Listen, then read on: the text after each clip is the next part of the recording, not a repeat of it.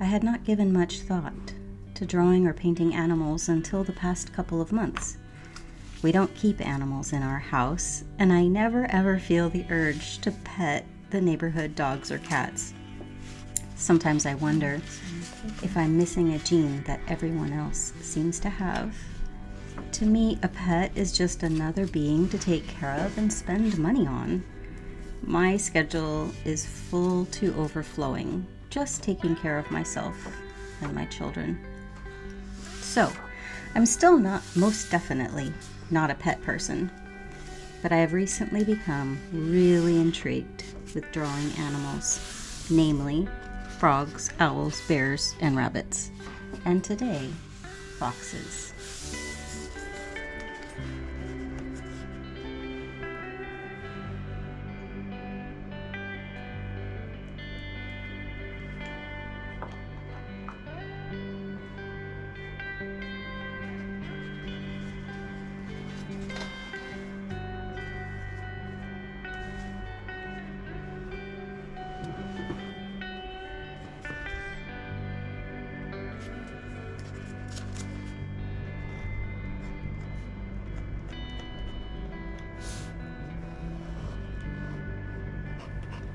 Ultimately, I would like to take the landscapes of the Pacific Northwest that I know so well and incorporate the animals that live here. For instance, what if I took this landscape from the Sandy River and this frog and made a painting with the two of them together? Or this frog, which is actually the same frog, but rendered in a different way.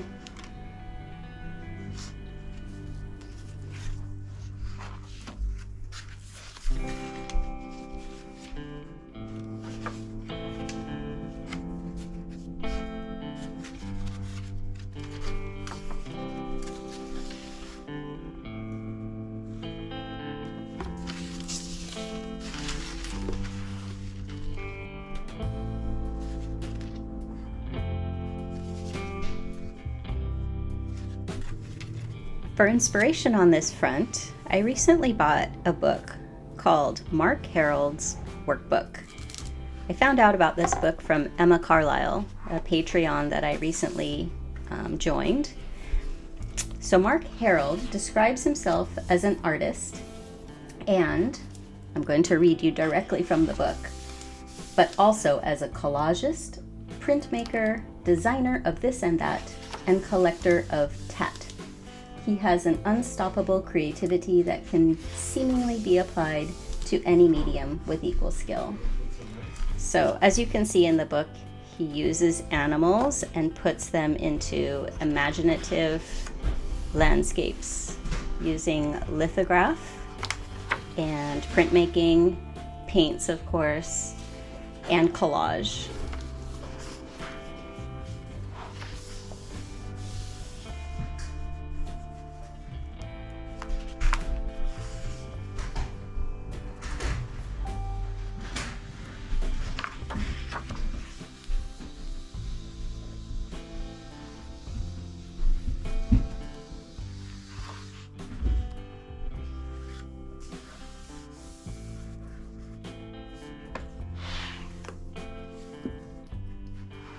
You can find this book linked in the description below, as well as Emma Carlisle's Patreon, which I highly recommend. Now, this book is called Little Echo by Al Roden, and I first saw it on a YouTube channel called Monkey Minktata. The person's name is April, and I'll link her below. Check this out. What do you think this is? Let's pause.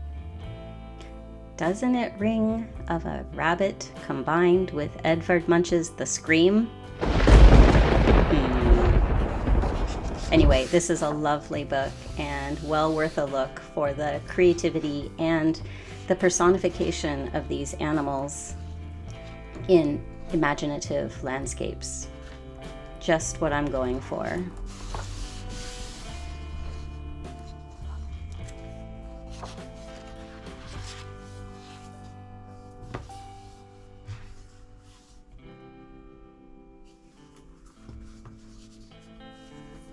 So for me, in these last couple of months, it's been a lot of practice of drawing and painting animals and figuring out which way I like to do it the best. Here you can see my trials with foxes, and this last one I painted in with watercolor first before drawing the outline, and I like it much more. In the background, you can hear me listening to Creative Catch-Up, which is a podcast by 3 British ladies, which is delightful.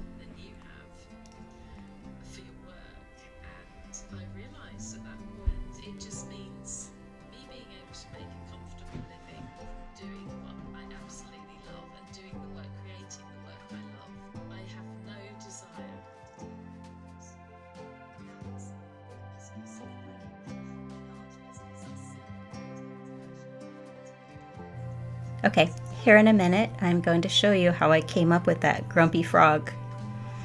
The first thing that I did is I joined Emma Carlisle's Patreon, and I did one of her sort of Patreon classes that's called Fast Frogs. Now, if you don't know what Patreon is, because I certainly did not know about it until maybe a couple of months ago, in Emma's case, what she does is she has like an art class that she puts on, and you can access all of the previous 3 years of art classes that she has made. So it's like taking an art class, and I pay $20 per month to access this. It's a great deal, and you can pop in and out when you want to. So for instance, if I have no time in January, I can drop the subscription and then I can rejoin when I'm ready, and I can see all of the previous content that she put up there. I think it's a brilliant model. Anyway, I had learned from others that they were touting the virtues of these fast sketching, of doing 1 or 2 minute studies. And for a long time, the whole idea stressed me out. When I'm painting or drawing, I like to go very slow. Like this speed that you're seeing me work is my natural speed, and it is for relaxation and meditation, and it's not for speed. But when I found Fast Frogs, I learned a couple of things. I had to put aside my watercolors because there is no time for drawing when you're doing a 1 or 2 minute sketch.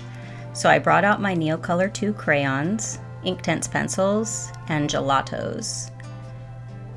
I worked in my new handmade sketchbook, which you can see off to the left a little bit, and it has some less expensive and smooth watercolor paper.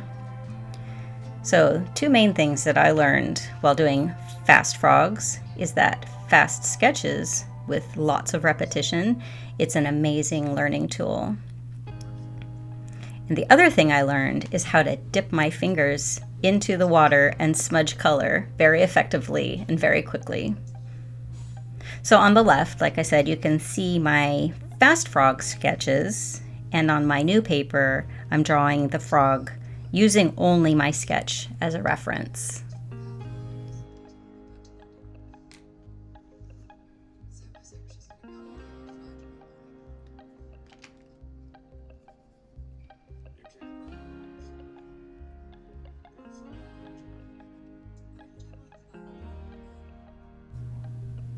Now, while I'm working on this grumpy frog, I want to share with you some really happy news. Today, December 3rd, is my 1-year anniversary of starting this, my very first, YouTube channel. If I could go back in time, I would speak all of the helpful and encouraging words that I could think of to my younger self. Because, guys, it takes a lot of pluck to decide to make a video and share yourself with potentially the whole world. As I started, of course my husband and children knew what I was doing, but I did not share my channel with most of my friends and family. I didn't want anybody to crush my spirit. Around June, one of my videos about map crunching took off, to my surprise and delight. I was monetized shortly after that. YouTube has paid me just over $100, and Amazon has also paid me about $100 for the many times you all have clicked on the links in my description. This is, of course, not income to write home about, but then I didn't expect to get monetized until at least 1 year. The main goal for me in this whole thing is to keep myself engaged with making art, and oh boy, has it. I've felt really challenged by filming, talking to the camera, and editing videos. I am the most proud of my first 5 or so videos. They are the cringiest, most poorly edited work ever. But if you knew the knot in my stomach as I hit the share button on YouTube, well, it's a miracle I ever got started.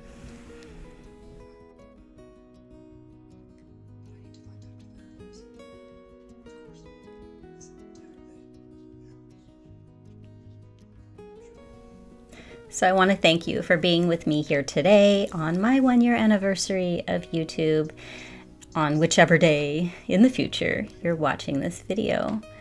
I hope that you found some ideas that you might take with you. Maybe you'll try out some fast frogs, maybe you'll join a Patreon, maybe you'll buy a book. All of this stuff is good. All right, at the very, very end of this video, which is coming up, I'm leaving you with some scenery from Cape Falcon on the Oregon coast that I took this summer. Have a beautiful day. Bye.